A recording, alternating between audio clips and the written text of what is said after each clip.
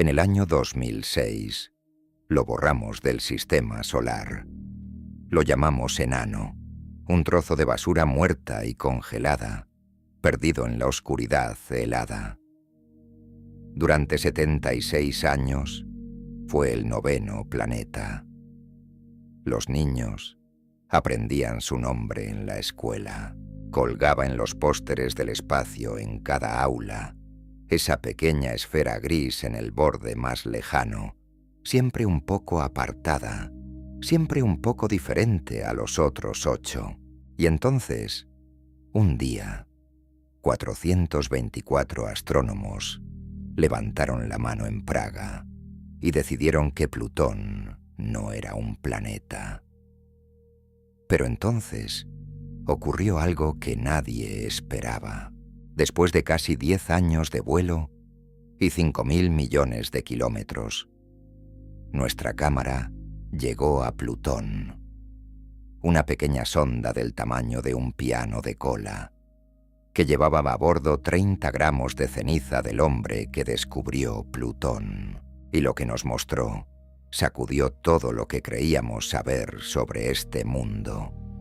Esperábamos una roca silenciosa y congelada, un cuerpo muerto en el borde de la nada. En su lugar encontramos un mundo con montañas flotantes de hielo más duro que el acero, un mundo donde desde el cielo cae nieve roja orgánica. Un mundo con un enorme corazón pálido que no es un símbolo de amor, sino un cráter de 1000 kilómetros de ancho lleno de veneno congelado hirviente. Un mundo con volcanes de hielo más grandes que cualquier cosa que hayamos visto en todo el sistema solar. Y debajo de todo eso, en lo profundo bajo la corteza congelada, quizás se oculta un oscuro océano de agua líquida en el que algo podría vivir. Esta es la verdadera historia de Plutón. La historia de un descubrimiento, una traición, un exilio y la sorpresa más hermosa que el universo nos haya preparado jamás. Todo comenzó por un error. A finales del siglo XIX, los astrónomos notaron que el 7º planeta, Urano, no se movía como debería. Su órbita estaba extrañamente temblorosa, como si algo invisible lo estuviera tirando hacia un lado. Cada año la desviación se hacía más grande. Algo allá afuera tenía que existir. Algo masivo e invisible, cuya gravedad arrastraba a Urano fuera de su trayectoria calculada. Los matemáticos se pusieron a trabajar. 2 de ellos, el francés Urbain Le Verrier y el inglés John Couch Adams, calcularon de forma independiente dónde debería estar ese cuerpo invisible. Y en el año 1846, el 23 de septiembre, Johann Galle apuntó su telescopio en el observatorio de Berlín exactamente hacia donde Le Verrier había señalado, y encontró Neptuno, el 8º planeta, a menos de 1 grado de la predicción. Un triunfo de la mecánica celeste. Las matemáticas literalmente predijeron la existencia de un planeta invisible y el telescopio lo confirmó. Fue uno de esos raros momentos en que la física se siente como magia. Pero el misterio no desapareció. Incluso después de incluir a Neptuno en los cálculos, parecía que Urano seguía sin encajar del todo. Las desviaciones eran pequeñas, pero medibles. O al menos eso parecía. Algo más tenía que acechar aún más lejos, más allá de los límites del universo conocido. Los astrónomos comenzaron a llamarlo Planeta 10. Hoy sabemos que ningún planeta 10 existía.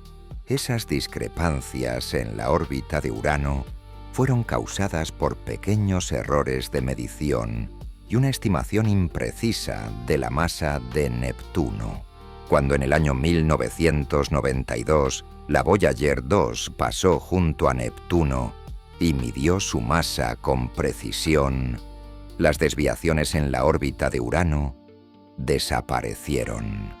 Todo el problema era un fantasma, pero eso los astrónomos de principios del siglo XX no lo sabían, y fue precisamente ese error, esa ilusión, ese espejismo matemático, lo que desencadenó una cadena de acontecimientos que condujo a uno de los descubrimientos astronómicos más famosos de la historia. Percival Lowell era un hombre obsesionado con dos cosas: Marte y el planeta X.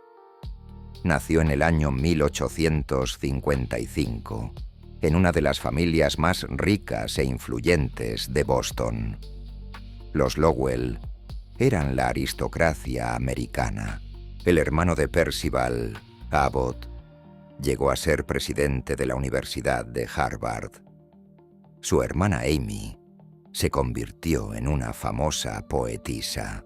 El propio Percival viajó por el lejano Oriente, escribió libros sobre Japón y Corea y vivió la vida de un intelectual rico que podía dedicarse a lo que quisiera. Y entonces lo atrapó Marte. En el año 1893, el astrónomo italiano Giovanni Schiaparelli publicó mapas de Marte con extrañas líneas rectas que llamó canali. En italiano, esa palabra simplemente significa canales o surcos, formaciones naturales, pero cuando se tradujo al inglés, se convirtió en channels, lo que implicaba construcciones artificiales, canales, sistemas de irrigación, obra de una civilización inteligente. Lowell se aferró a eso con un entusiasmo fanático. En el año 1894 fundó su propio observatorio en Flagstaff, Arizona, a más de 2000 metros de altitud. Eligió ese lugar por su aire limpio y seco y su cielo oscuro, lejos de las luces de la ciudad, y se concentró en Marte. Noche tras noche, dibujaba mapas de los canales marcianos.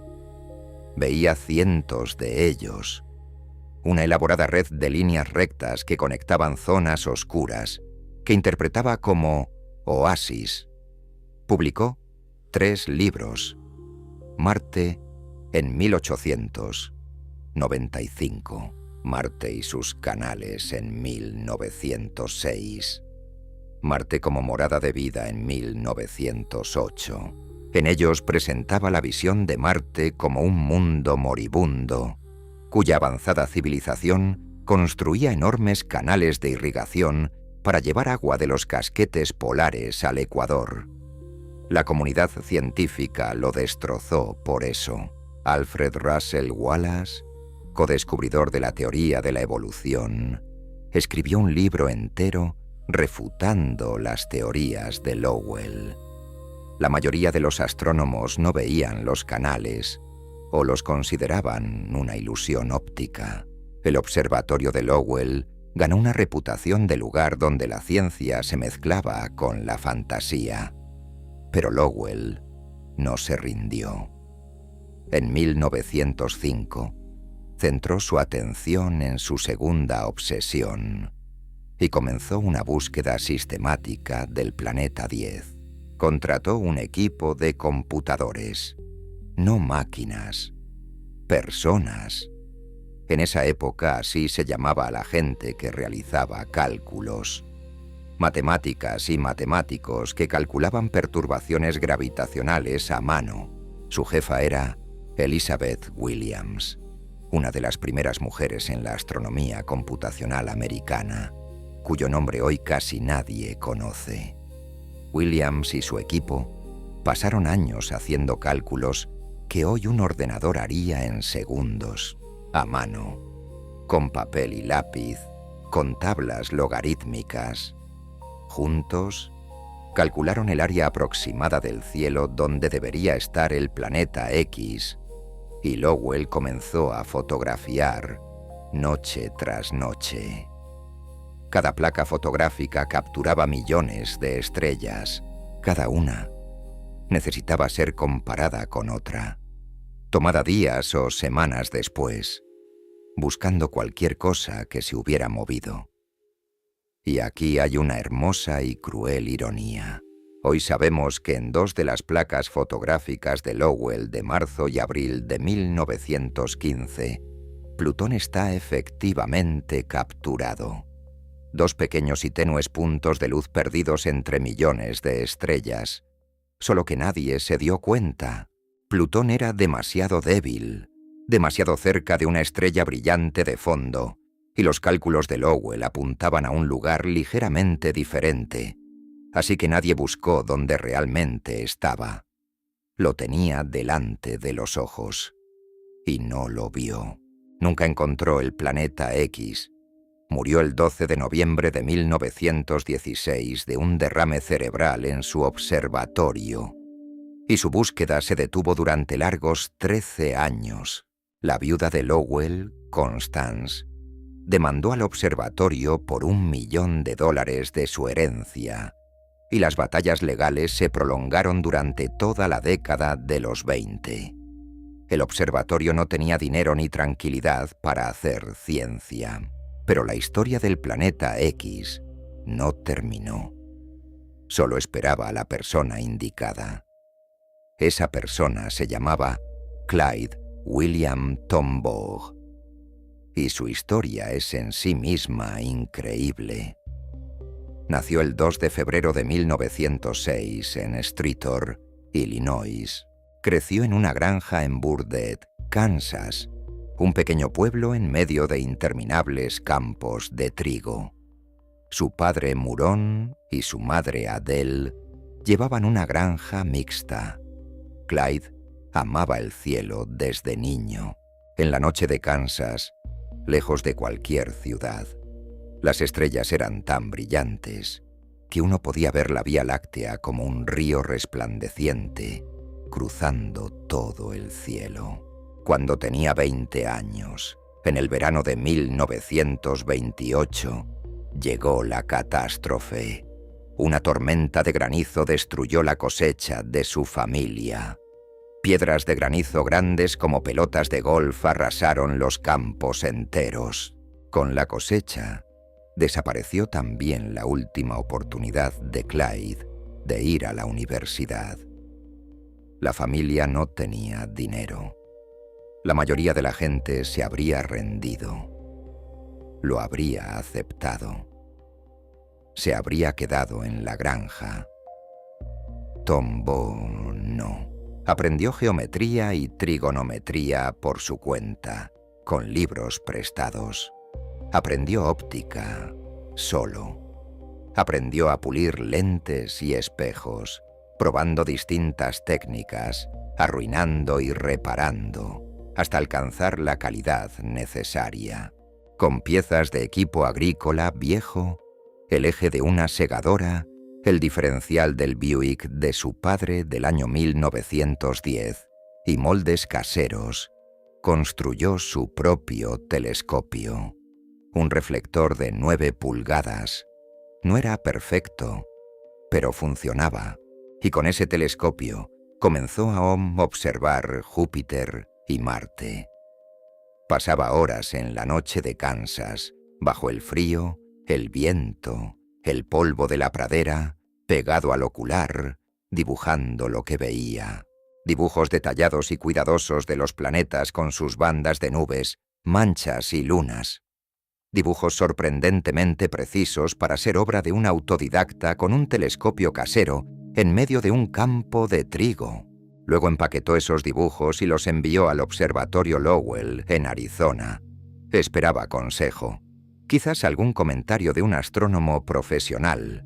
Un consejo sobre cómo mejorar su técnica. En su lugar, recibió una oferta de trabajo. Bester Slipher, director del observatorio, necesitaba a alguien joven, con ojos agudos, manos firmes y paciencia para un trabajo que habría enloquecido a la mayoría. Los dibujos de Tombaugh le dijeron que este era exactamente esa persona. En enero de 1929, un granjero de 23 años, sin educación universitaria, llegó a uno de los observatorios más prestigiosos de América. El invierno de Arizona, el aire enrarecido a más de 2100 metros de altitud, el edificio con cúpula que albergaba un astrógrafo de 13 pulgadas, un telescopio diseñado específicamente para fotografiar el cielo. Su tarea era continuar la búsqueda de Lowell, y era un trabajo que la mayoría de la gente no habría podido hacer durante más de una semana. Noche tras noche, cuando el cielo estaba despejado, Tom Bogue abría la cúpula, apuntaba el telescopio a un trozo predeterminado de cielo y dejaba la placa fotográfica exponerse durante 1 hora o más. Durante la exposición, tenía que seguir manualmente las estrellas y corregir con precisión el movimiento del telescopio para que la imagen no saliera borrosa. Afuera estaba oscuro y hacía frío. En la cúpula había corrientes de aire y él permanecía junto al telescopio mirando por el ocular de guiado, minuto tras minuto, hora tras hora. Y luego, durante el día, llegaba la parte verdaderamente agotadora, el comparador de parpadeo, un instrumento que alternaba rápidamente entre 2 placas fotográficas del mismo trozo de cielo, tomadas en días diferentes. Las estrellas, que están infinitamente lejos, permanecían en su sitio, pero un objeto en nuestro sistema solar se habría desplazado entre las 2 imágenes.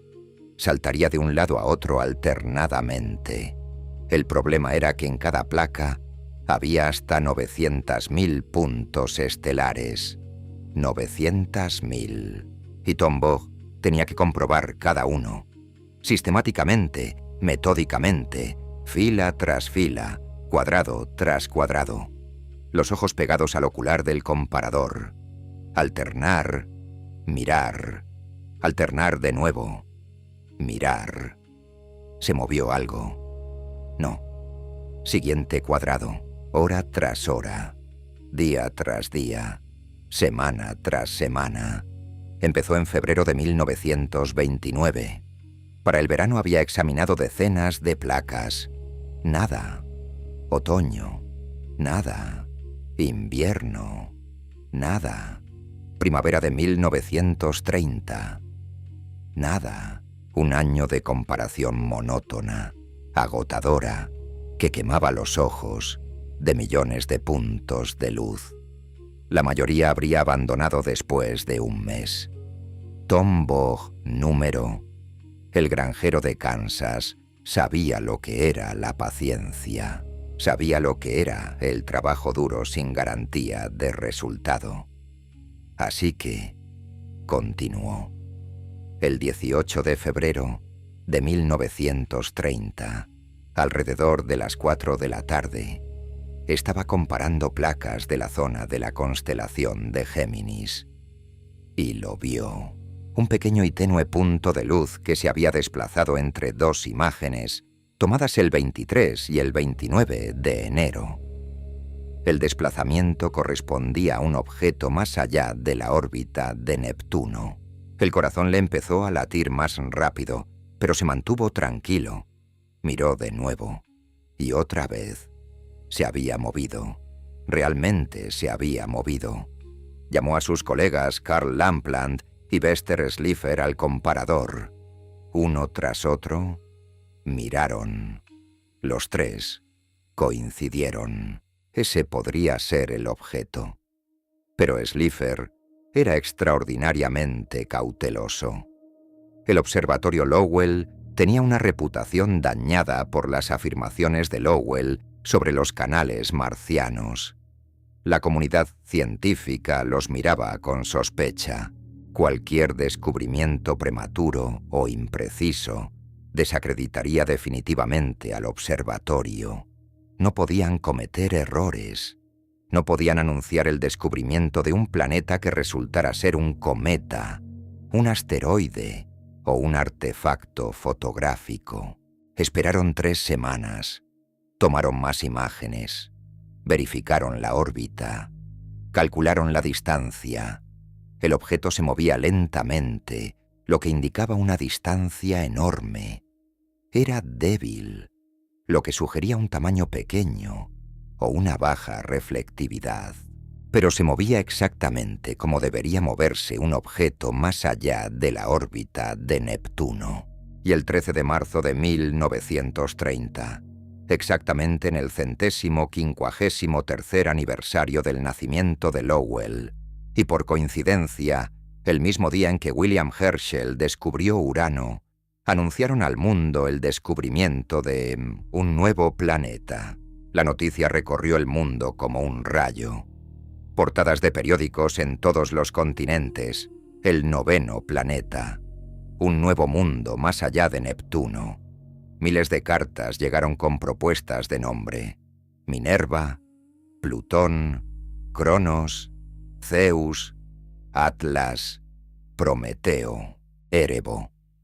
La gente escribía desde todo el mundo. La propuesta ganadora vino de una niña inglesa de 11 años llamada Venetia Burney, de Oxford.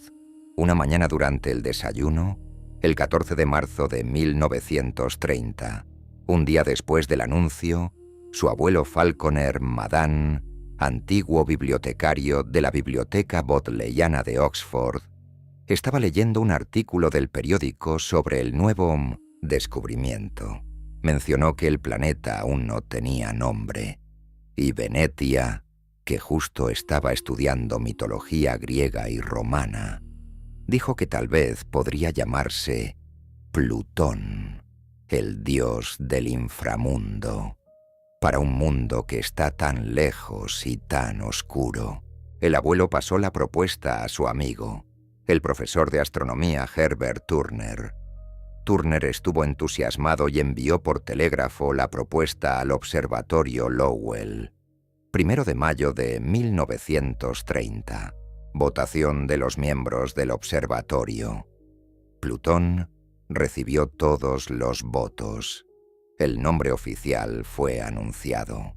Y nadie se fijó en la bonita coincidencia de que el símbolo astronómico de Plutón, el monograma de las letras P y L, son al mismo tiempo las iniciales de Percival Lowell.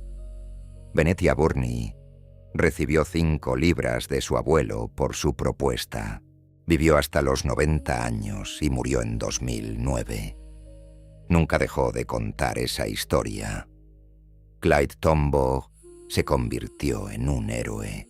Finalmente consiguió una beca. Estudió astronomía en la Universidad de Kansas, obtuvo un máster, catalogó más de 30.000 objetos celestes, descubrió cientos de asteroides y cúmulos de estrellas, dio clases en la Universidad de las Cruces en Nuevo México y vivió hasta los 90 años. Murió el 17 de enero de 1997. Pero su viaje a Plutón todavía estaba lejos de terminar. Recuerden esto, volveremos a ello.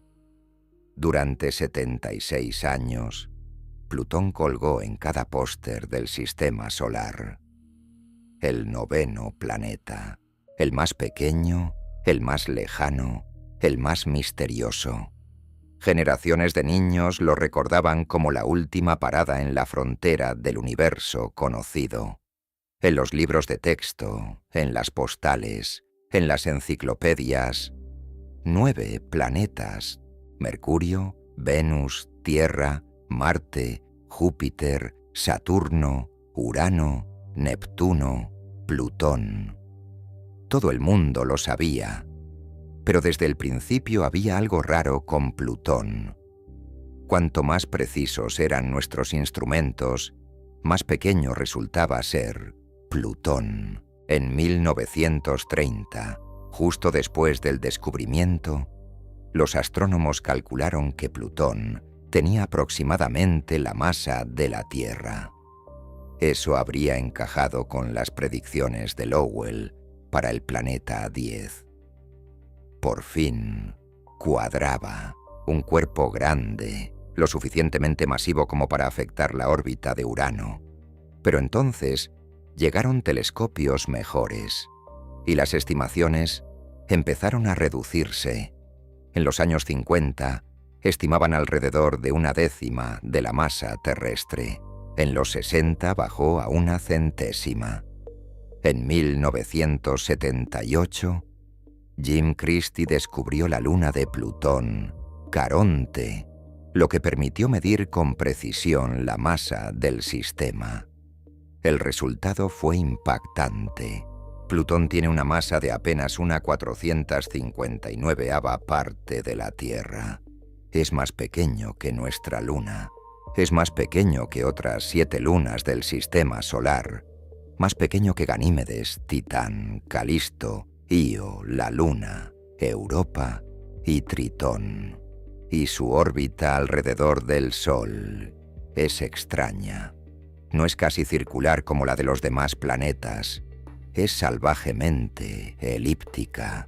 En su punto más cercano, el perihelio, estaba a unos 4.500 millones de kilómetros del Sol. En el más lejano, el afelio, a más de 7.000 millones, y su plano orbital está inclinado 17 grados respecto al plano de la eclíptica, en el que orbitan todos los demás planetas.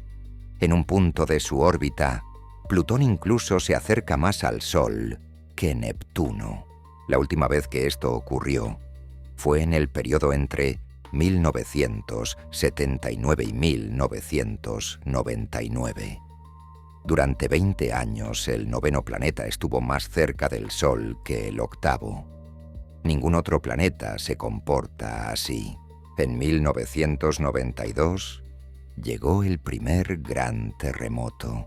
Los astrónomos David Jewitt, de la Universidad de Hawái, y Jane Lu, del Instituto Tecnológico de Massachusetts, después de 5 años de búsqueda sistemática, descubrieron el primer objeto más allá de la órbita de Neptuno, aparte de Plutón. Lo llamaron 1992 QB1, pequeño, helado, de unos 200 kilómetros de diámetro. Por sí solo, poco interesante.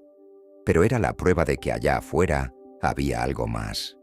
Y luego encontraron otro, y otro, y otro más. Más allá de la órbita de Neptuno, se ocultaba una enorme región llena de cuerpos helados.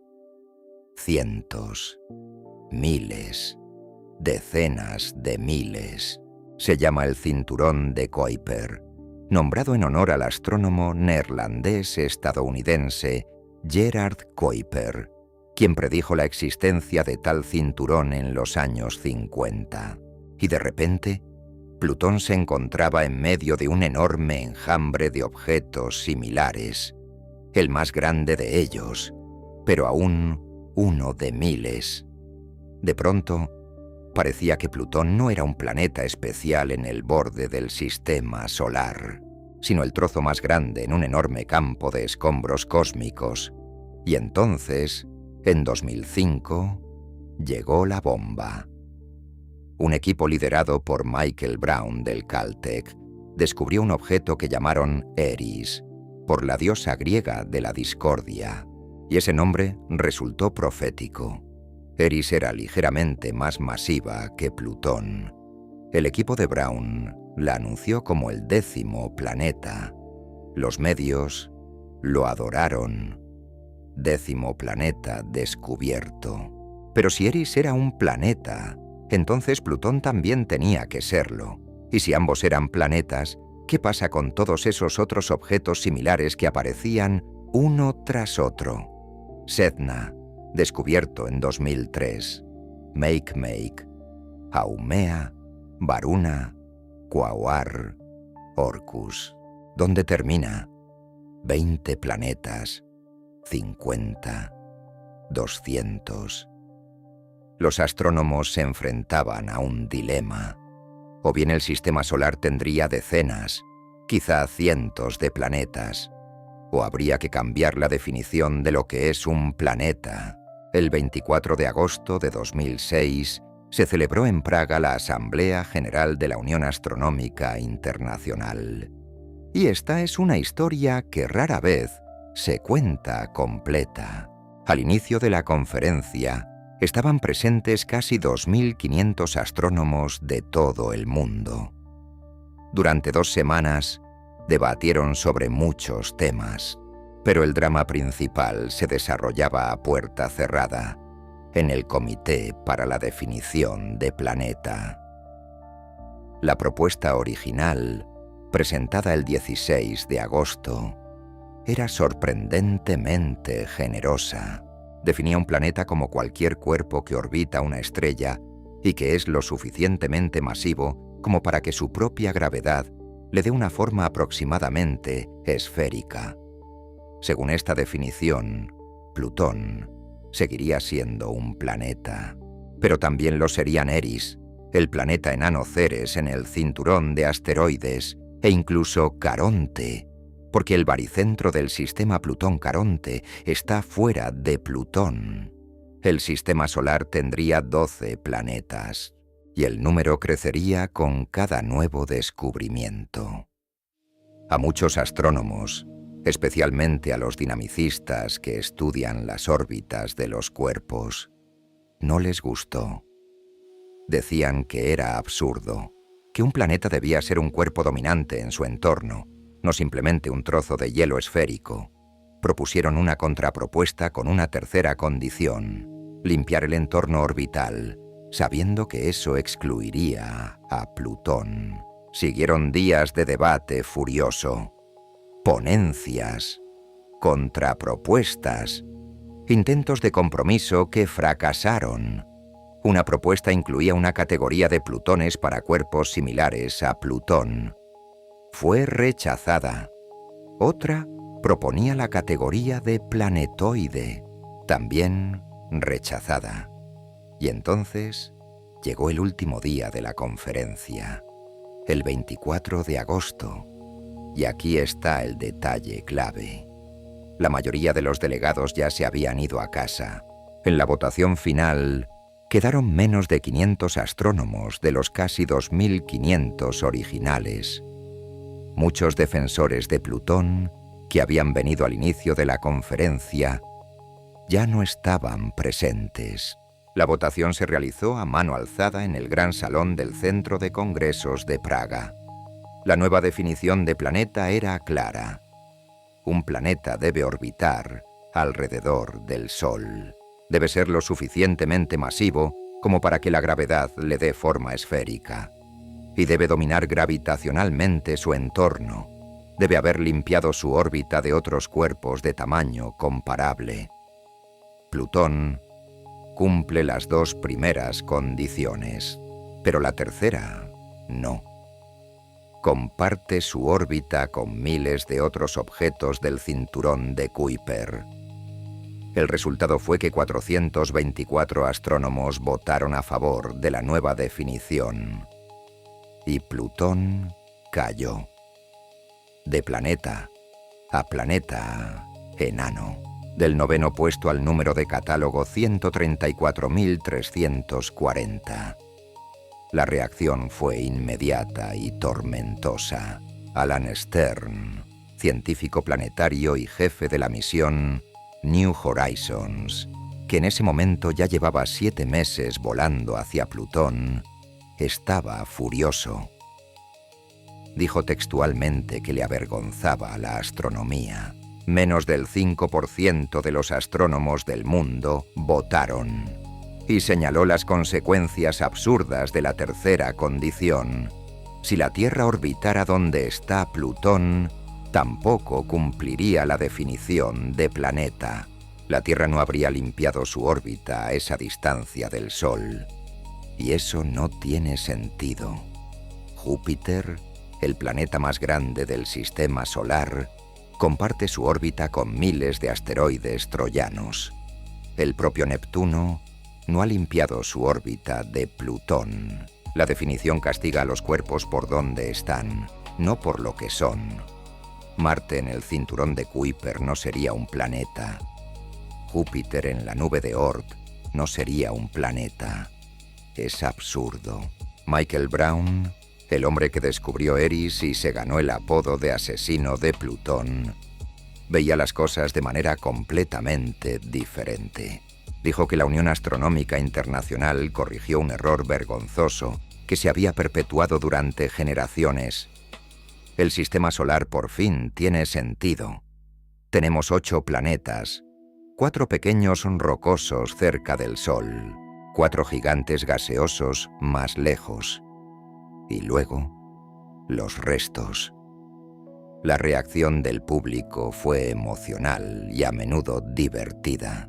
Los niños enviaban cartas de odio a Neil deGrasse Tyson, porque su planetario Hayden en Nueva York había sacado a Plutón de la exposición planetaria antes de la votación.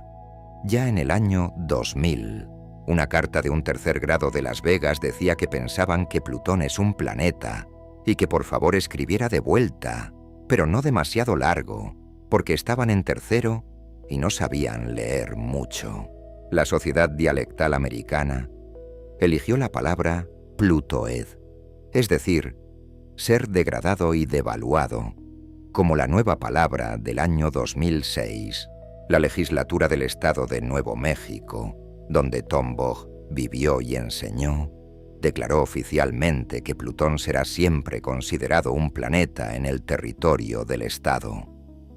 Illinois, el estado donde nació Tombaugh, hizo lo mismo. Y hasta hoy, casi 20 años después de aquella votación en Praga, la mayoría de los científicos planetarios, no astrónomos, sino los científicos que realmente estudian los planetas, simplemente ignoran la definición de la Unión Astronómica Internacional. Philip Metzger, de la Universidad de Florida Central, lo dijo abiertamente.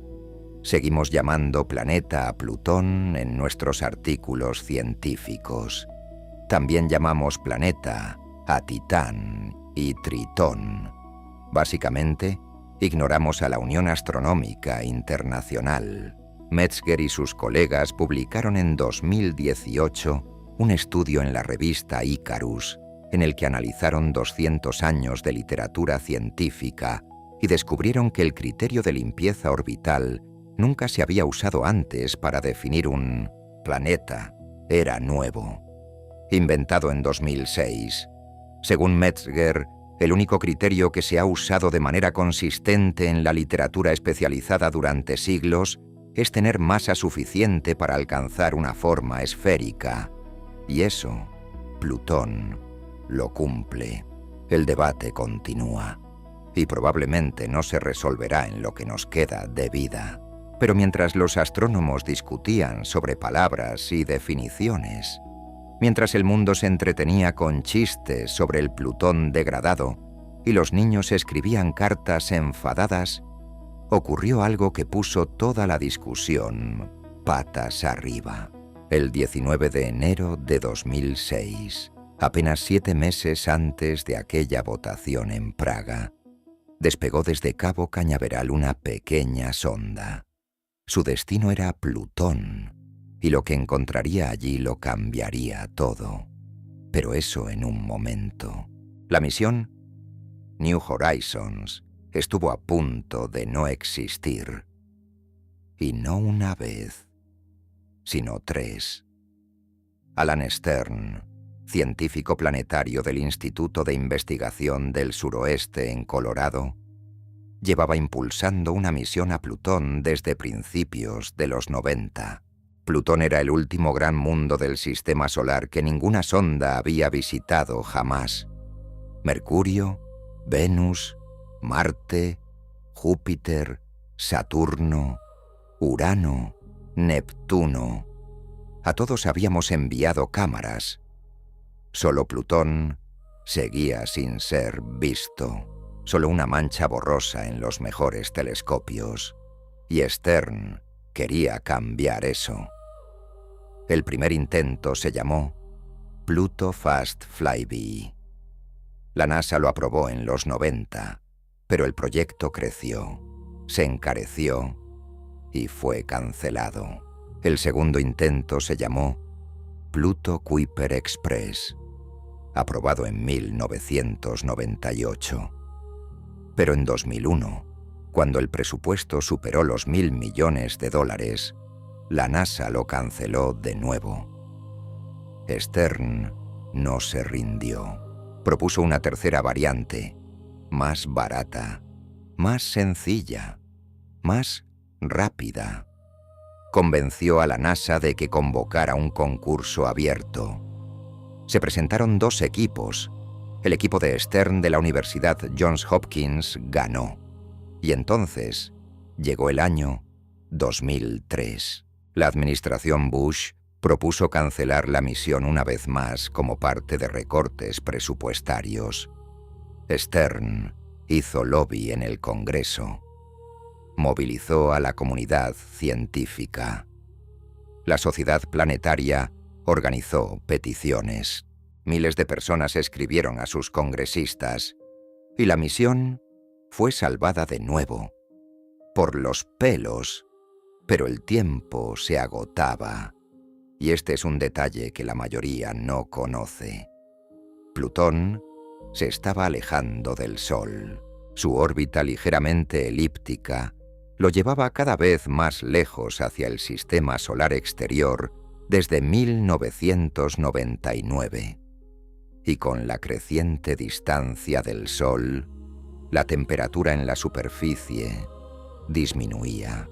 La atmósfera de Plutón, esa fina capa de gases sublimados, empezaba a colapsar, a congelarse de nuevo sobre la superficie. Si la sonda no llegaba a tiempo, podría encontrarse con un mundo muerto cubierto de atmósfera congelada, sin ninguna actividad, sin niebla, sin sublimación, sin nada interesante que medir. Y había otra presión temporal: Júpiter. Si la sonda despegaba en enero de 2006, podría en febrero de 2007 aprovechar una asistencia gravitatoria de Júpiter que la lanzaría hacia Plutón 3 años antes. Si perdía ese lanzamiento, Júpiter estaría en otra posición y el viaje duraría 5 años más. En lugar de 9 años y medio, casi 15. Eso podría significar llegar a un Plutón con la atmósfera congelada. La construcción de la sonda duró un tiempo increíblemente corto. Menos de 3 años desde la aprobación final hasta el lanzamiento. En la industria espacial, donde los proyectos suelen durar una década, es un récord. El equipo trabajó en un régimen que llamaban Faster, Better, Cheaper. Más rápido, mejor, más barato. Toda la misión costó $700 millones. Mucho dinero para una persona normal. Pero en el contexto de la exploración espacial, es un presupuesto modesto. Cassini, que exploró Saturno, costó $4.000 millones. New Horizons despegó el 19 de enero de 2006 desde Cabo Cañaveral en Florida, desde la plataforma de lanzamiento 41, un cohete Atlas V, de 8,5 metros de altura, con motores de aceleración adicionales, el cohete más potente de Estados Unidos en ese momento.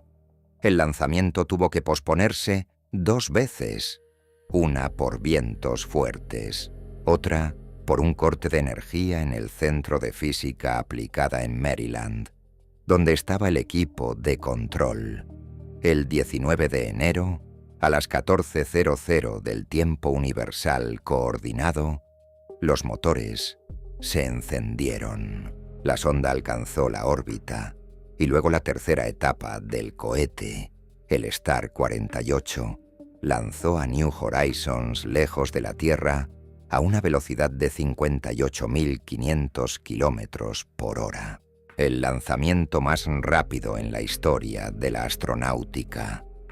Para hacerse una idea, esa sonda pasó junto a la Luna en solo 9 horas. Al Apolo 13, ese viaje le llevó 3 días. Cruzó la órbita de Marte en menos de 3 meses. A la Voyager le costó casi 2 años. Pero incluso a esa velocidad demencial, tenía por delante un viaje de casi 10 años. Porque el espacio es absurdamente, incomprensiblemente grande. La distancia de la Tierra a Plutón es de unos 5.000 millones de kilómetros. La luz recorre ese camino en 4 horas y media. La sonda más rápida de la historia necesitó 9 años y medio. La sonda en sí medía más o menos como un piano de cola y pesaba menos de 500 kilogramos, de los cuales 77 correspondían al combustible.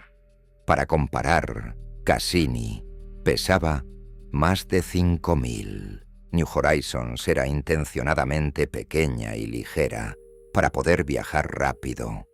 Cada gramo extra significaba menor velocidad, y la velocidad lo era todo.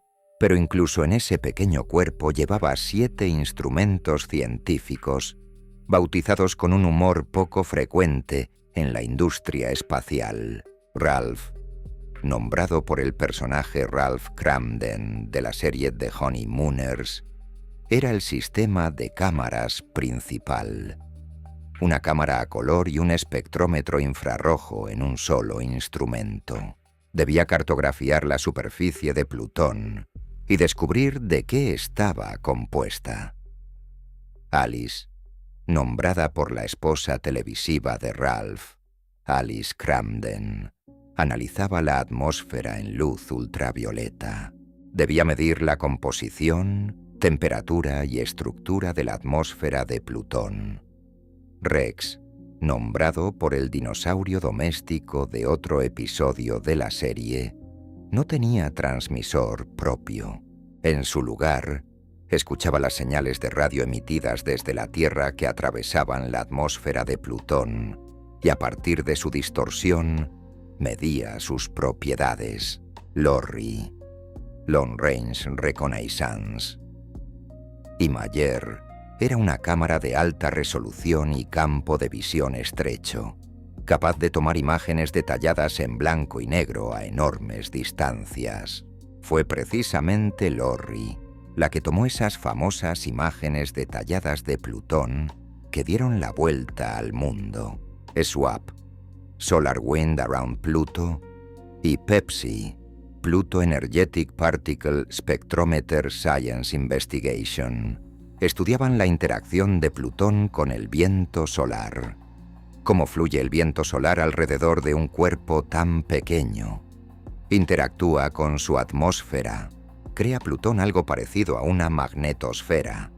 Y luego estaba ese DCI, Student Dust Counter, un detector de polvo cósmico diseñado y construido por estudiantes de la Universidad de Colorado en Boulder. Fue el BRIM el primer instrumento a bordo de una misión interplanetaria americana diseñado y construido por estudiantes.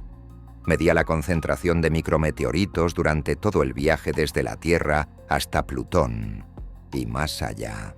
Y precisamente ese DCE, muchos años después del sobrevuelo de Plutón, proporcionó uno de los hallazgos más sorprendentes de toda la misión. Pero a eso llegaremos. La sonda se alimentaba de un trozo de plutonio, un generador termoeléctrico de radioisótopos, conocido por las siglas RTG, que convertía el calor de la desintegración natural del plutonio 238 en electricidad. Sin paneles solares, a esa distancia del Sol, son inútiles. La luz solar en Plutón es unas 1000 veces más débil que en la Tierra. Sigue siendo unas 250 veces más brillante que la luz de luna llena en la Tierra.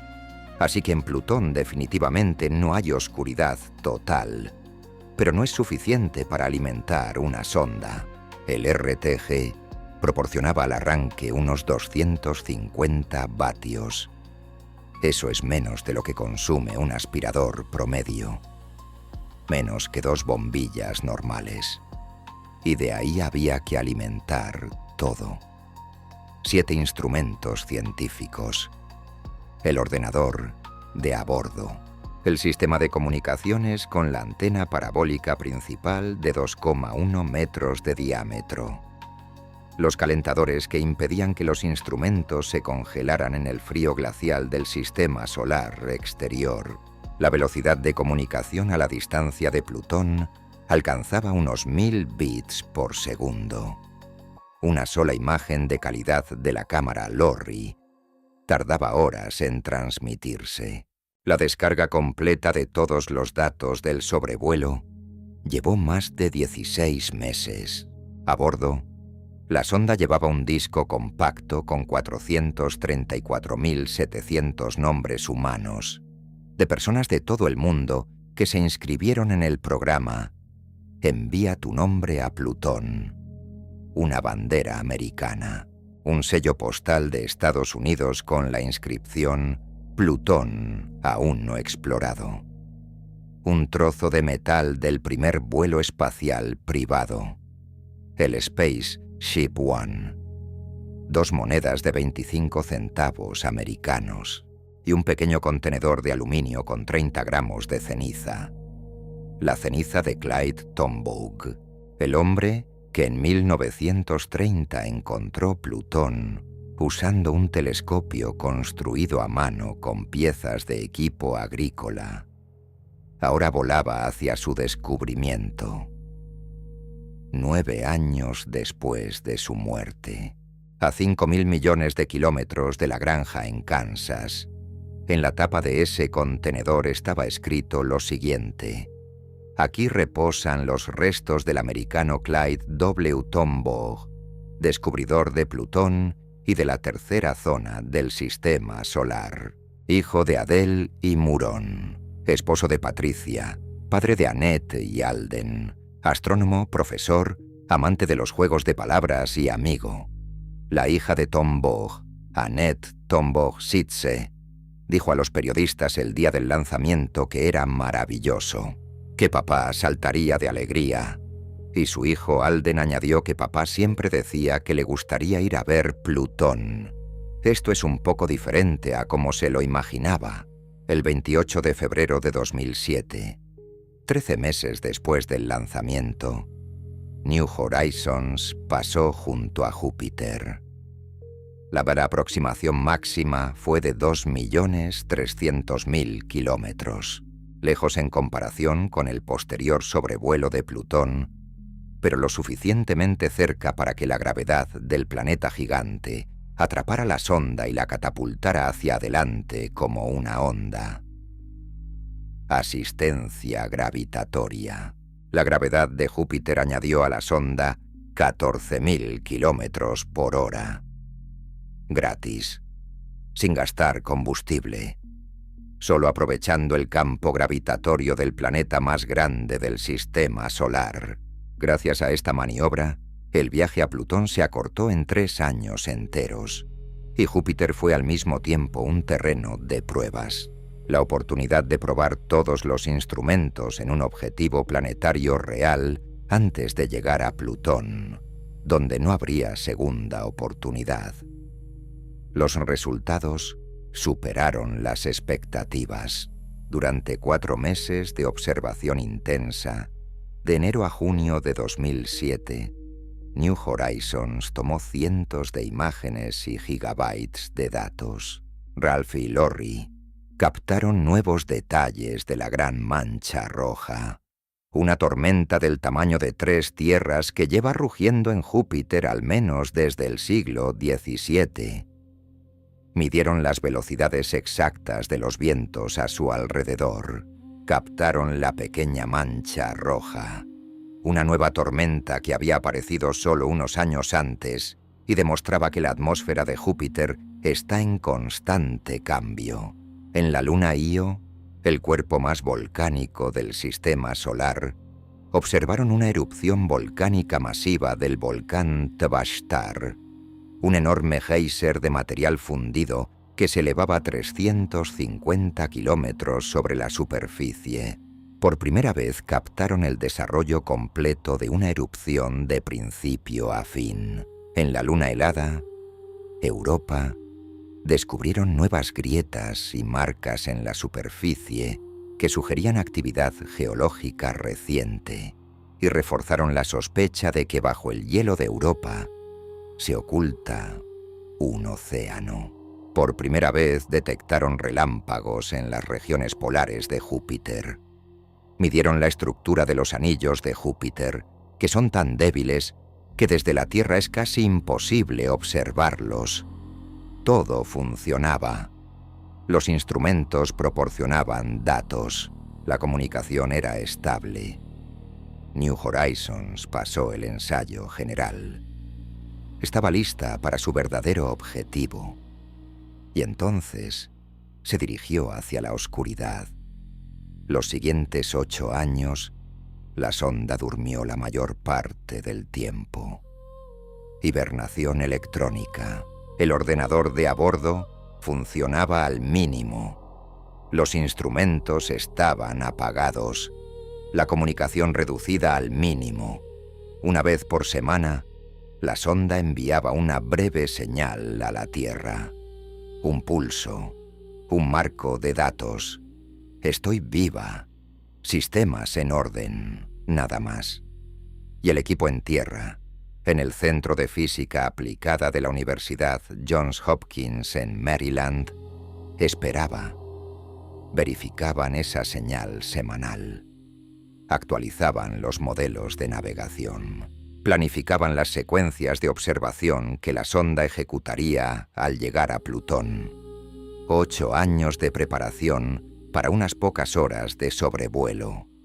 8 años de silencio. 8 años durante los cuales la sonda cruzó la órbita de Saturno sin siquiera mirarlo. Cruzó la órbita de Urano. Cruzó la órbita de Neptuno. Pasó junto a todos ellos, porque su único objetivo estaba aún más lejos. Volaba en línea recta a través del vacío.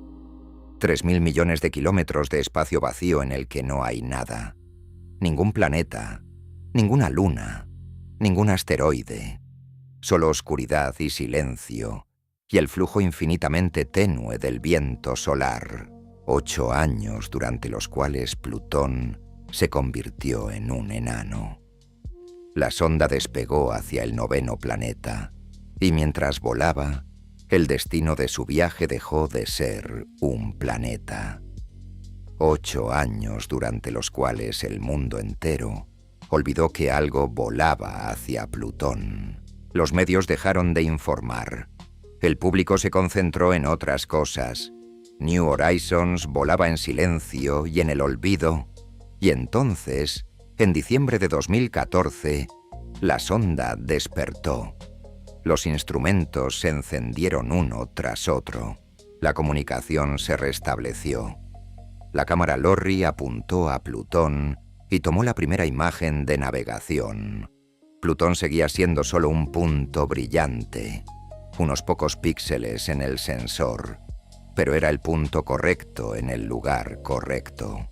La sonda apuntaba exactamente a donde debía. Y entonces comenzó la fase de aproximación. 6 meses de acercamiento gradual. Cada día el punto crecía. Ganaba forma. Contornos. En abril de 2015 ya estaba claro que la superficie de Plutón no era uniforme. Había zonas claras y oscuras, contrastes.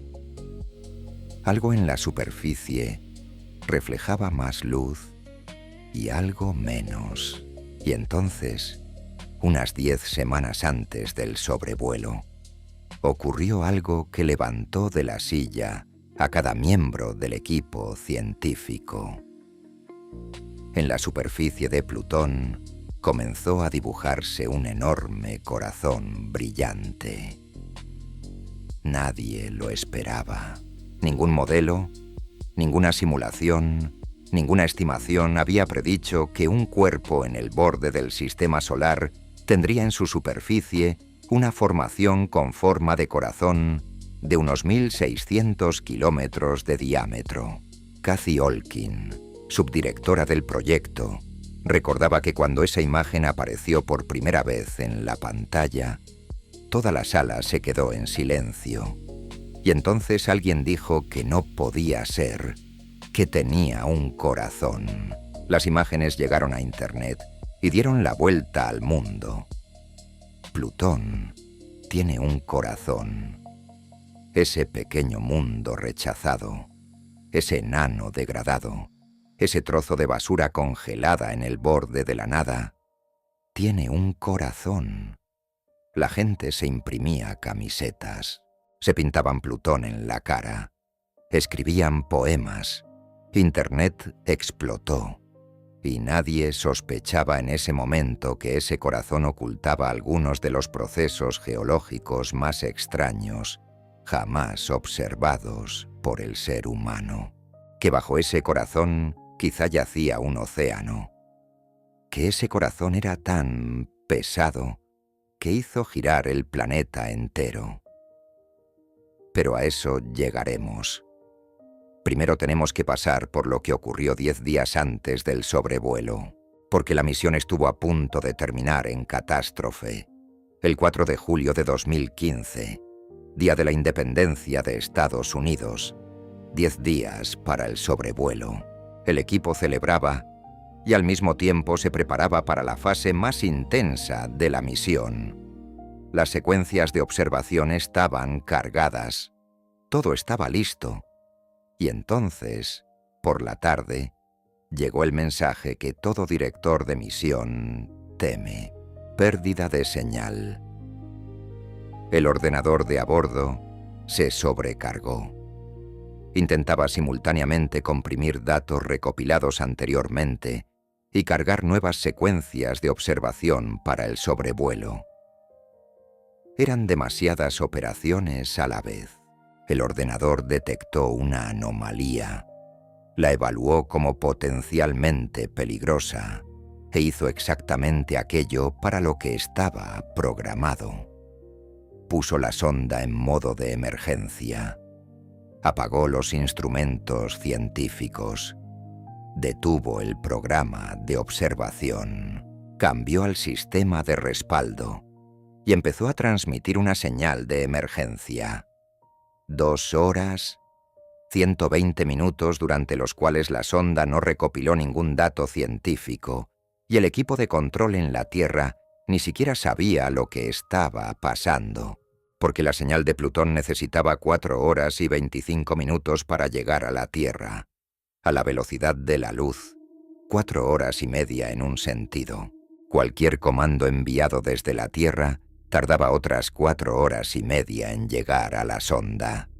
El ciclo completo de pregunta y respuesta duraba casi 9 horas. Alice Bowman, directora de operaciones de la misión, describió después esas horas como las más aterradoras de su vida profesional. Todo el equipo se reunió en el centro de control, diagnosticaron el problema, escribieron un comando correctivo, lo enviaron y luego esperaron 4 horas y media hasta que el comando llegara a la sonda y luego otras 4 horas y media hasta que llegara la respuesta. Durante esas 9 horas no se podía hacer nada, solo esperar. La sonda volaba a 50.000 kilómetros por hora y no se podía detener, frenar ni girar. O se reparaba y alcanzaba el sobrevuelo, o una misión de 10 años y $700 millones se habría perdido. Todos esos años de planificación, construcción, batallas políticas, 8 años esperando en silencio. Todo dependía de si el ordenador de respaldo se reiniciaba correctamente. Alan Stern dijo después que en ese momento estaba convencido de que la misión había terminado. Afortunadamente, la sonda se recuperó. El ordenador de respaldo tomó el control. Los instrumentos se encendieron de nuevo. Las secuencias de observación se volvieron a cargar, pero perdieron 3 días de recopilación de datos, 3 días de valiosas observaciones de la fase de aproximación que debían cartografiar el hemisferio más lejano de Plutón, el lado que no verían durante el sobrevuelo. 3 días que nunca recuperarían. El 14 de julio de 2015, a las 11 horas 49 minutos y 4 segundos del tiempo universal coordinado, New Horizons pasó a 12.500 kilómetros sobre la superficie de Plutón, el punto de máxima aproximación, un momento histórico. Después de Mercurio, Venus, Marte, Júpiter, Saturno, Urano y Neptuno, Plutón era el último gran mundo del sistema solar que visitábamos. El reconocimiento de todos los grandes cuerpos conocidos del sistema solar estaba completo. En ese momento, la sonda no podía comunicarse con la Tierra. La antena principal tenía que estar apuntando a Plutón, no a nosotros. Cada segundo era precioso. La sonda pasó junto a Plutón a una velocidad de casi 14 kilómetros por segundo, como una bala junto a una manzana, y tenía que recopilar la mayor cantidad de datos posible en esa breve ventana. Los 7 instrumentos trabajaban a plena potencia. Ralph cartografiaba la superficie a color y en infrarrojo. Alice medía la atmósfera. Lorry tomaba imágenes en blanco y negro con una resolución de hasta 80 metros por píxel. La sonda recopiló 5.000 veces más datos de los que recogieron las sondas Mariner en los primeros sobrevuelos de Marte. Y en la Tierra reinaba un silencio absoluto. 22 horas de silencio de radio, desde el momento en que la sonda comenzó a observar hasta el momento en que se giró de vuelta hacia la Tierra y empezó a transmitir. En el centro Kosiakov de la Universidad Johns Hopkins esperaban 250 periodistas, cientos de empleados de la misión y 1.600 invitados. La gente se pintaba Plutón en la cara. Llevaban camisetas con la inscripción «Plutón, te queremos». En los pasillos colgaban carteles con cuenta atrás. La atmósfera era una mezcla de euforia y nerviosismo. Entre los invitados estaban Jim y Charlene Christie. Jim Christie, el hombre que en 1978 descubrió Caronte a partir de una fotografía borrosa. Charlene, su esposa, en cuyo honor la luna lleva ese apodo. Charlene escribía emocionada correos electrónicos a su familia, porque estaba a punto de ver por primera vez un mundo que llevaba su nombre. También estaban Alden Tombaugh, hijo de Clyde Tombaugh, y Annette Tombaugh Sitze, su hija, los hijos del hombre cuyas cenizas acababan de pasar sobre Plutón. Y entonces llegó la señal. El 15 de julio, a las 21 horas 2 minutos y 55 segundos hora del este, la antena de la red del espacio profundo en Goldstone, California, recibió un breve marco de datos. La sonda informaba de su estado, todos los instrumentos funcionando, sin anomalías, memoria llena de datos, misión exitosa. El centro de control estalló de alegría. La gente lloraba, se abrazaban, algunos caían de rodillas. Alan Stern, el hombre que había luchado por esta misión durante 25 años, desde el primer estudio rechazado en los 90, pasando por 3 cancelaciones y recuperaciones, estaba frente al micrófono y no podía hablar. Necesitó un momento. New Horizons sobrevivió. Los datos estaban en orden. Pero aquí hay algo importante que entender. New Horizons no estaba en órbita alrededor de Plutón. No tenía suficiente combustible para frenar y quedarse. Pasó junto a él. una vez, en una dirección. Eso significa que fotografió en detalle solo un hemisferio, el lado de Plutón que estaba girado hacia la sonda durante esas pocas horas del sobrevuelo.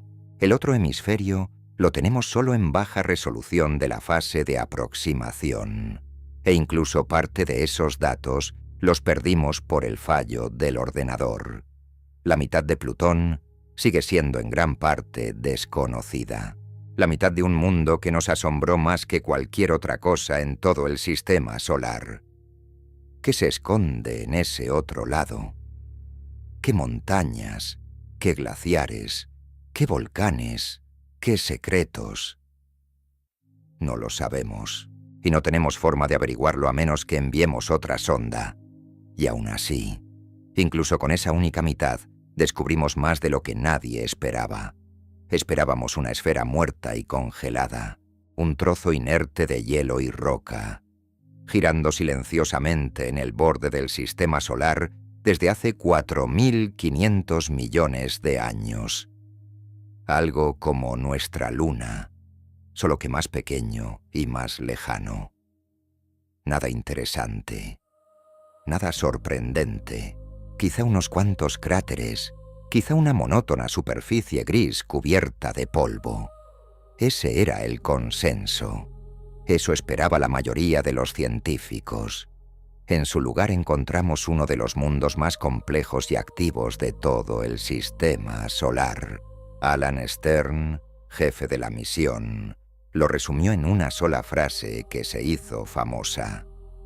Está claro que el sistema solar guardó lo mejor para el final. Y Leslie Young, científica planetaria del Instituto de Investigación del Suroeste, añadió algo aún más elocuente. Esperaba que Plutón fuera un paraíso científico, pero no tenía por qué ser tan hermoso. La superficie de Plutón resultó ser enloquecedoramente diversa. Por un lado, terrenos antiguos cubiertos de cráteres con miles de millones de años de antigüedad. Por otro, áreas tan jóvenes que no tienen un solo cráter. Enormes glaciares junto a montañas altas como los Alpes. Llanuras rojizas junto a campos de hielo de un blanco deslumbrante. Cañones profundos junto a patrones suaves y misteriosamente geométricos. El diámetro de Plutón es de apenas 2.377 kilómetros. Más pequeño que nuestra luna. Más pequeño que Europa si la comprimieras en una esfera. Y sin embargo más diverso que la mayoría de los cuerpos mucho más grandes del sistema solar. Kelsey Singer, subdirectora del proyecto, lo dijo directamente. Plutón es una maravilla geológica. Muchas de sus regiones lucen completamente diferentes. Si tuvieras solo unas piezas del rompecabezas, no tendrías ni idea de cómo lucen las demás. Y justo en el centro de todo ello, ese enorme, blanco y misterioso corazón. Tombaugh Regio, nombrado en honor al hombre cuyas cenizas acababan de pasar a 12.000 kilómetros sobre él.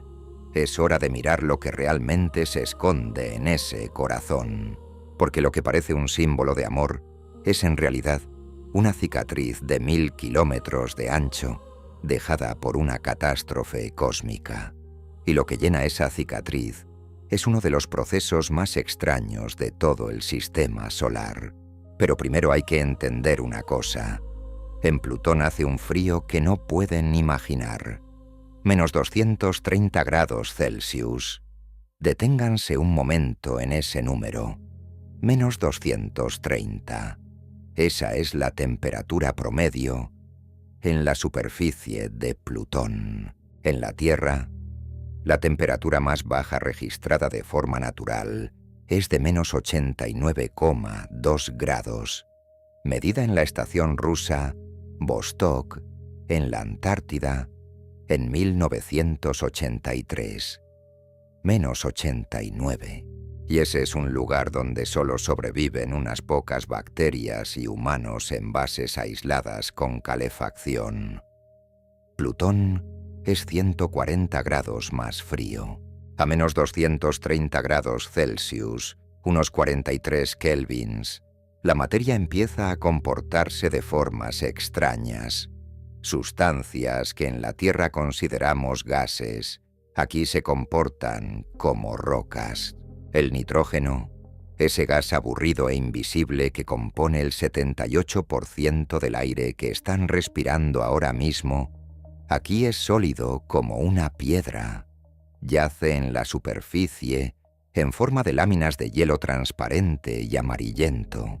El metano, ese gas que en la Tierra arde con llama azul, que escapa de los pantanos y los vertederos, en Plutón es polvo congelado. Y el monóxido de carbono, ese gas venenoso de los tubos de escape, aquí yace sobre la superficie como nieve. Y luego está el agua. En la Tierra fluye, cae del cielo, llena los océanos. En Plutón, el hielo de agua es tan duro y quebradizo que tiene propiedades mecánicas comparables al granito. No se dobla, no fluye, no es flexible, se agrieta y se rompe como roca. A menos 230 grados, el hielo de agua es literalmente una roca, dura, quebradiza, inflexible. Las montañas de Plutón no están hechas de roca en el sentido terrestre. Están hechas de hielo, pero ese hielo se comporta exactamente como roca. Y es precisamente esta extraña física, esta inversión de lo que es sólido y lo que es líquido, lo que es roca y lo que es hielo, lo que nos explica qué sucede dentro del corazón de Plutón. Tombaugh Regio. Ese enorme corazón brillante en la superficie de Plutón, nombrado en honor a Clyde Tombaugh. Si lo miran con atención, verán que tiene dos partes, dos mitades, dos lóbulos, como un corazón real. El lóbulo derecho se llama informalmente Tombaugh Regio Oriental. Es una meseta elevada, áspera, fuertemente craterizada, cubierta de nitrógeno y metano congelados. Terreno viejo. Miles de millones de años de impactos han dejado su marca. Un área interesante, pero no impactante. Lo que esperarías de un cuerpo antiguo y frío. El lóbulo izquierdo es algo completamente diferente y es una de las áreas más extrañas de todo el sistema solar. Se llama Sputnik Planitia, nombrado en honor al primer satélite artificial, Sputnik. Es una enorme cuenca de 1000 kilómetros de ancho y unos 3 a 4 kilómetros de profundidad por debajo del terreno circundante. Imaginen una depresión del tamaño de Francia. Y toda esa depresión está llena de hielo de nitrógeno fresco, liso y de un blanco deslumbrante. Y cuando digo fresco, me refiero a geológicamente fresco. En toda la superficie de Sputnik Planitia no hay un solo cráter visible. A primera vista eso no suena tan dramático. Pero deténganse en eso. Sputnik Planitia se encuentra en el cinturón de Kuiper, en una región del sistema solar donde asteroides, cometas y fragmentos helados han chocado con los cuerpos durante miles de millones de años. En 4.500 millones de años de existencia, cada trozo de superficie debería estar cubierto de cráteres. Y efectivamente, los terrenos circundantes de Plutón están craterizados. Pero Sputnik Planitia número. Eso significa que algo renueva constantemente esa superficie. Algo borra las huellas de los impactos. Algo reescribe ese paisaje una y otra vez, como una pizarra que alguien limpia regularmente. Y sabemos que, si miran Sputnik Planitia desde arriba, en las imágenes de la cámara LORRI, y el espectrómetro Ralph, verán algo que parece un enorme empedrado, o como barro seco en el fondo de un lago vacío, solo que a una escala 100.000 veces mayor. Toda la cuenca está dividida en polígonos irregulares. Cada uno tiene un diámetro de unos 20 a 40 kilómetros. Sus centros están ligeramente abombados, como colinas muy planas. Sus bordes están ligeramente hundidos, formando surcos poco profundos. Parece la superficie de unas gachas calientes cuando empiezan a burbujear lentamente, o más precisamente, como la superficie de una lámpara de lava, esa lámpara decorativa en la que la cera de colores sube y baja lentamente en un líquido transparente. Y eso es exactamente lo que es, solo que a una escala 100.000 veces mayor e increíblemente ralentizado. El hielo de nitrógeno en Sputnik Planitia convecciona. El calor del interior de Plutón, energía residual de la formación del planeta y desintegración radiactiva en el núcleo rocoso, calienta lentamente las capas inferiores del hielo de nitrógeno. Ese hielo se calienta una fracción de grado, pero incluso esa fracción basta para que se vuelva ligeramente menos denso, y el material menos denso sube lentamente, increíblemente lentamente. Sube decenas de centímetros al año hacia la superficie. Arriba se enfría, irradia su diminuto calor hacia el vacío helado del espacio. Se vuelve más pesado y comienza a descender de nuevo hacia el fondo. Allí se calienta ligeramente otra vez y vuelve a subir. Un ciclo interminable. Cada uno de esos polígonos que vemos en las imágenes es la parte superior de una celda de convección. Enormes columnas de hielo de nitrógeno, subiendo lentamente por el centro y bajando por los bordes. Cada celda del tamaño de un pequeño país europeo. Decenas, quizá cientos de estas celdas cubren toda la cuenca. Y, lenta, silenciosa, incansablemente, agitan el hielo de nitrógeno. La velocidad es de unos 2 centímetros al año. Quizá 3, ridículamente poco en escala humana. Pero en 1.000.000 de años son 20 kilómetros. En 10 millones, 200. En 100 millones de años, todo el contenido de la cuenca se ha dado la vuelta muchas veces. Cada cráter, cada huella de impacto es lentamente engullida, digerida y disuelta en esta agitación silenciosa e interminable. Sputnik Planitia es una superficie que se autorrenueva, un glaciar que se mastica y se traga a sí mismo constantemente, liso, blanco, intacto, como si hubiera nacido ayer. Y sin embargo, existe desde hace miles de millones de años. William McKinnon, de la Universidad de Washington en San Luis, uno de los principales expertos en la dinámica de cuerpos helados, lo describió como el ejemplo más elegante de convección de material sólido en todo el sistema solar. Nada similar existe en ningún otro lugar. En la Tierra el manto convecciona, pero oculto bajo la corteza, invisible. En Plutón convecciona la superficie, directamente ante nuestros ojos. Volvamos al principio. En 2006 eliminamos a Plutón de la lista de planetas. Dijimos que era demasiado pequeño, demasiado insignificante. Una piedra de hielo más de las miles del cinturón de Kuiper. Y luego enviamos una cámara allí y descubrimos que ese pequeño mundo rechazado tiene montañas flotantes de hielo más duro que el acero. Tiene glaciares de nitrógeno congelado que se revuelven lentamente en enormes celdas de convección y borran toda huella de cráteres. Tiene una atmósfera que no debería estar ahí, con 20 capas de niebla azul y nieve roja orgánica que cae sin cesar del cielo. Tienen un enorme corazón, una cicatriz de 1000 kilómetros de ancho dejada por un impacto, tan pesada que hizo girar todo el planeta. Tiene volcanes de hielo más grandes que cualquier cosa en la Tierra.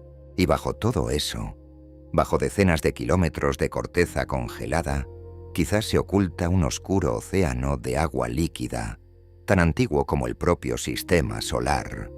Tiene un compañero, una luna tan grande que juntos forman un sistema binario, dos mundos encerrados en una danza eterna, rodeados por un cuarteto de lunas que se tambalean caóticamente. Y esa luna lleva en su polo una mancha roja, pintada lentamente por la atmósfera de un planeta a 19.000 kilómetros de distancia, molécula a molécula, millón de años tras millón de años. Es un mundo que desafía toda expectativa, toda suposición, toda cajita en la que intentamos meterlo. Alan Stern lo dijo mejor que nadie. Creo que el sistema solar guardó lo mejor para el final. 424 astrónomos decidieron que Plutón no es un planeta. A 5.000 millones de kilómetros de distancia, a Plutón claramente le importa poco esa opinión. Tiene cosas más importantes que hacer. Tiene volcanes que alimentar, un océano que mantener, una atmósfera que respirar y un corazón que late. Nosotros lo rechazamos. Él nos dejó boquiabiertos y los 30 gramos de ceniza de Clyde Tombaugh siguen volando. El granjero de Kansas que aprendió astronomía por su cuenta, que construyó un telescopio con piezas de equipo agrícola, que encontró un mundo al que todo el planeta amó durante 76 años. Un mundo que luego todo el planeta rechazó y que resultó ser el lugar más fascinante al que jamás hemos mirado. Sus cenizas ahora viajan hacia las estrellas, a bordo de una sonda que vuela a 49.000 kilómetros por hora hacia la oscuridad infinita, con su descubrimiento a sus espaldas, con todo el universo por delante. Y Plutón sigue girando tranquilamente, con nieve roja en las mejillas, con montañas flotantes en el corazón, con un océano en las entrañas. Espera a otra cámara, espera a otros ojos, espera a que volvamos.